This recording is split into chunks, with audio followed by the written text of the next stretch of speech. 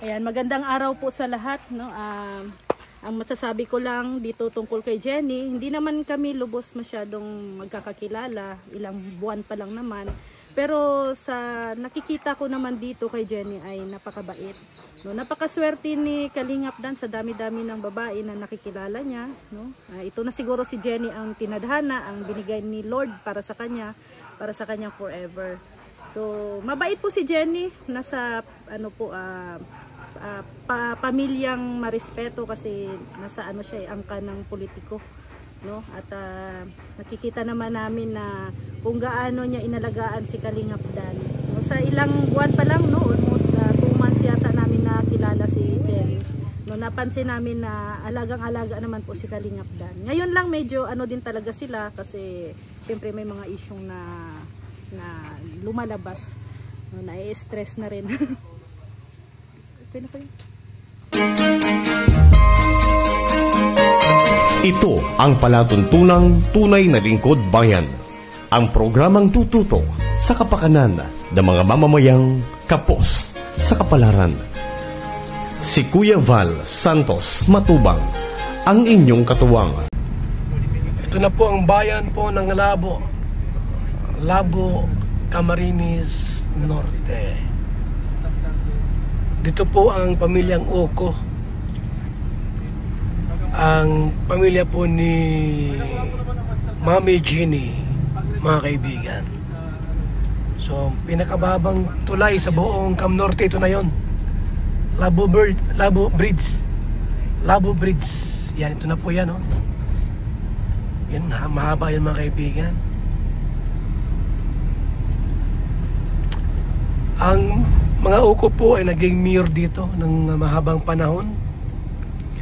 At ngayon po ay bukal board member.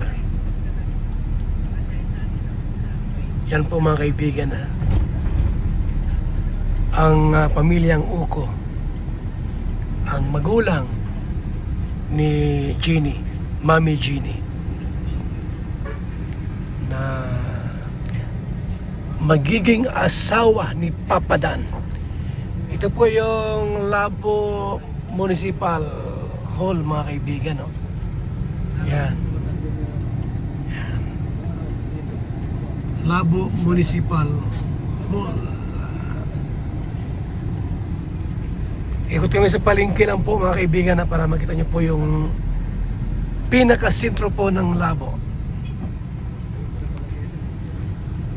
Dito pinanganak, mga kaibigan, si Jenny, Mami Jenny, ang magiging asawa ni Papa Dan. Mga kalingap, yan. Matagal na panahon po na si Winnie Balsioco ang naging mayor sa bayang ito. Ang Labo po mayroong 52 barangays. Pinakamalaking bayan po sa Camarines Norte ang Labo. Pinaka malaking bayan sa Camarines Norte. 52 barangay po. 52 barangays. Ang diet po, 25 barangays lang po yon. Pero ang bayan po ng Labo ay 52 barangays. Daming barangay, no? 52 barangay, mga kaibigan. At ngayon po ito po hinga ng pahayag. Pahayag po, mungkahi, salita.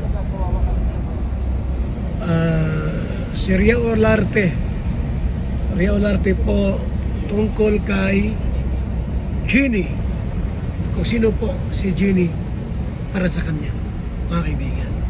Ayan, magandang araw po sa lahat, no? Ang masasabi ko lang dito tungkol kay Jenny, hindi naman kami lubos masyadong magkakakilala, ilang buwan pa lang naman. Pero sa nakikita ko naman dito kay Jenny ay napakabait. No, napakaswerte ni Kalingap Dan sa dami-dami ng babae na nakikilala niya. No? Ito na siguro si Jenny ang tinadhana, ang binigay ni Lord para sa kanya forever. So, mabait po si Jenny, nasa pamilyang marespeto kasi nasa siya, angka ng politiko. No? At nakikita naman namin na kung gaano niya inalagaan si Kalingap Dan. No? Sa ilang buwan pa lang, no? Almost 2 months yata namin nakilala si Jenny.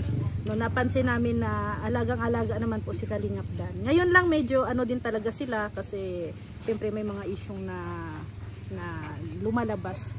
No, na-stress na rin. Traffic. Balik na tayo. Boss. Yes, sir. Ano masabi mo sa Labo? Bayan ng Labo. Ito po ang pinakamalaking bayan dito po sa Camarines Norte. Pinakamaraming populasyon ng tao, pinakamaraming barangay. Oo. Yan po ang dito pinanganak ang magiging asawa ni Papa Dan. Si Jeannie. Mami Jeannie. Ayan ha. So yan po mga kaibigan. Umikot lang kami dito para makita nyo po kung gaano kalaki ang bayan po ng Labo. Ito po yung may pinakamalaking land Area. Oo. ng Bicol. Malaki ito po ha, Ito po malaki. sa norte. Isipin nyo mga kaibigan, 52 barangays. Di basta-basta po yan. Ang lawak niyan, ng lupain. So, umikot lang tayo. Yun, okay. So, salamat po sa ating lahat, mga kalingap. Muli ang inyong abang lingkod, Val Santos Matubang. Maging rito na po si Papa Dan, no? From Santa Misa, Metro Manila, ay maging taga-Labo na po si Papa Dan. Di na siya makakabalik sa kanyang pinanggalingan. Dito na siya tatanda. Isa na siyang Oragon. Isa na siyang Oragon. Dahil sa Kalingap. Sa Kalingap. Dahil sa Kalingap. Di makalain po na maging taga rito na si Papa Dan. Malaking bagay ang Kalingap. Grabe. Sa kanilang pag-iisang dibdib. Di makakalimutan. Mga Kalingap, mga kaibigan. Bahagi sa kasaysayan ng pag-ibig ni Papa Dan. So, supportahan po natin. Let us support Papa Dan sa kanyang mga charity vlogs, sa kanyang mga pagtulong po. Let us support Papa Dan po mga kaibigan, no? Sa mga ginagawa niyang paglingap, pagtulong sa ating kababayan. Tingnan din po natin ang pahayag, mga kalingap, mga kaibigan. Itong si Rex Vlog. Kung ano masabi niya, advice niya kay Papa Dan. Ito po si Rex Vlog, mga kaibigan. Panoorin po natin. Ayan, good luck sa iyo, Papa Dan. At may anak ka na. Ayan, tuloy-tuloy lang sa pagtulong. At di man nawawala yung mga bashers. At sana tuloy-tuloy yung pagtulong mo. Marami ka nang natulungan dahil sa pagcha-charity mo. Maraming mga kababayan na napabahayan mo na. So, dito na tayo nagkakilala sa Daet. Alam ko nga taga Manila ka. Pero andito ka, tumutulong, nagcha-charity. At sa pagkakakilala ko sa iyo, kahit sa maiksing panahon ay isa kang mabait na tao.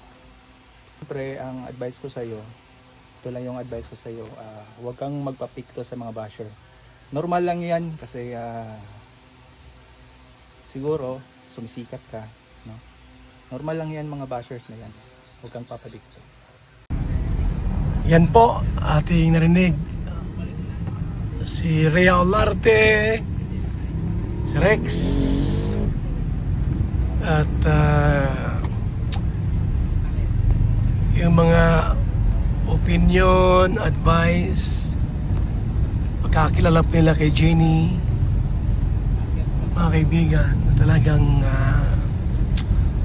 mabait, no? Mabait na babae. Kaya sa inyong lahat po, maraming salamat sa inyong panonood, sa hindi pag-skip ng ads. Tandaan nyo palagi ng ating pong programa, ang ating pong channel po ay more on helping people's needs, pagtulong sa mga nangangailangan, pabahay, bigas ayuda, feeding program at iba pa po ng mga tulong na ginagawa po natin sa ating kababayan. Sa ating lahat, maraming salamat po sa inyong panonood, and God bless. Mabuhay po tayong lahat.